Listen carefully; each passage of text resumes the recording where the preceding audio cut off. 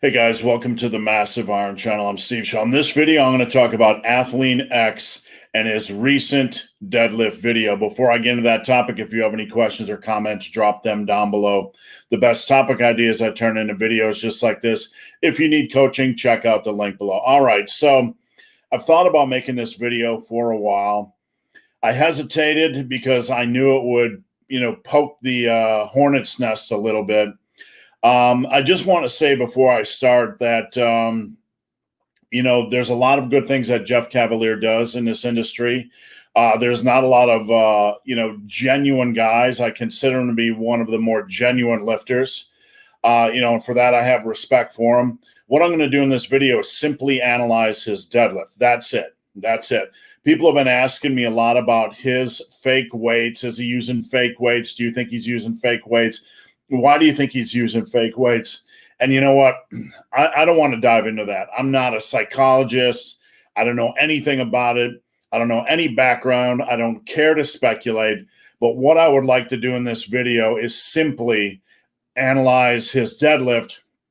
As somebody that coaches a deadlift, I keep a base of about 70 clients. I'm constantly critiquing deadlift form.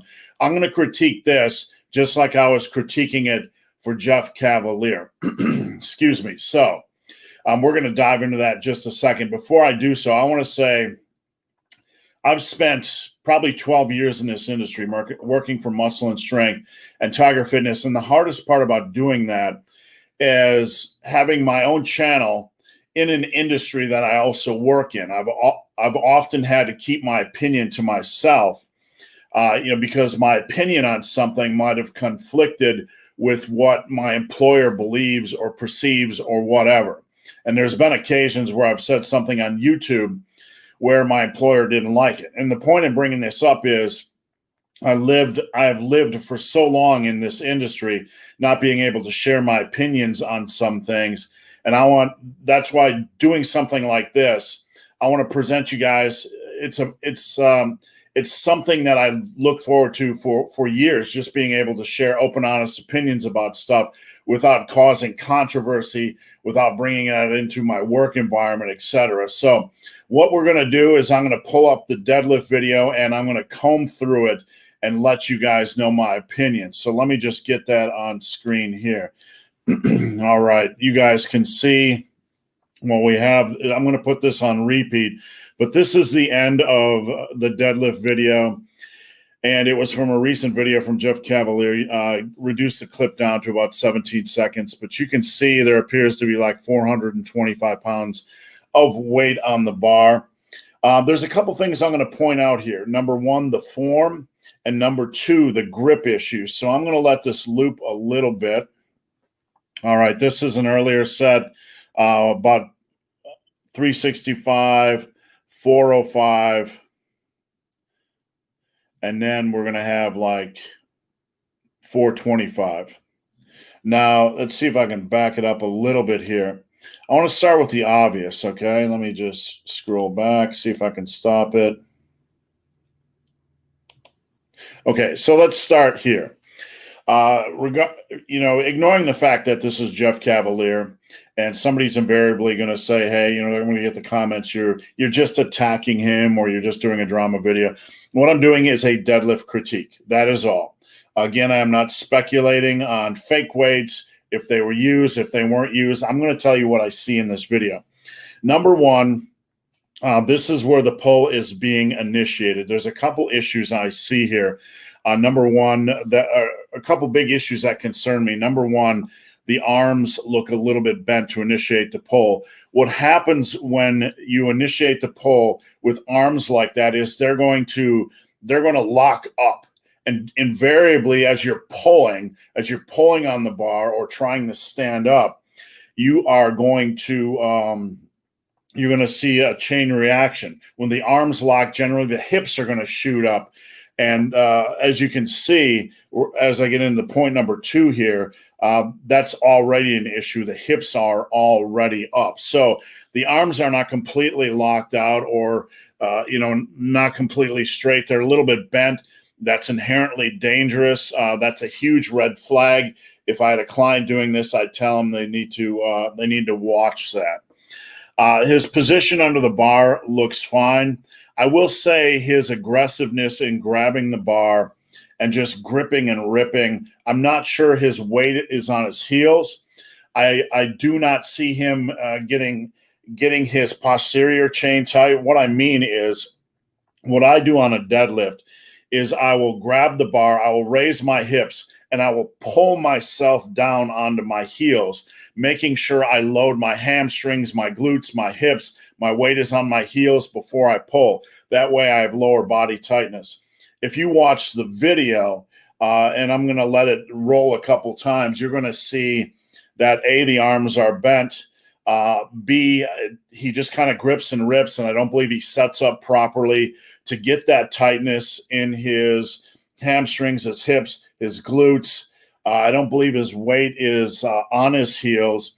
Now we move to the next point, and that is the starting position. If you look at his torso, and I'm going to use my mouse here, it's almost a straight line parallel to the ground. That's awful, awful, awful form. There's no sugarcoating it. It's completely awful. It's novice level. The head is way out over the bar. The torso is parallel to the ground. Now, the last thing I want you guys to notice, and I don't believe this has been pointed out before, but if you look at Jeff's grip on his left hand, and I'm going to let the video run and loop a couple times, you can see it actually slip. And again, this is with about 425. So let's let it roll here. Right there, it's slipping. Okay. So this is an earlier warm-up set, no grip issues. This is 405. No, a little bit of slippage in that left hand.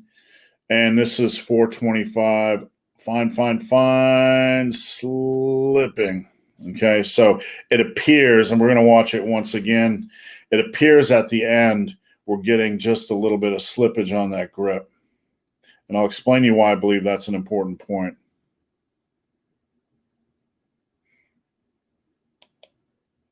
Okay, I tried to stop it right there. You can see it start to, it's a really nuanced thing, but you can see it roll just a little bit at the end.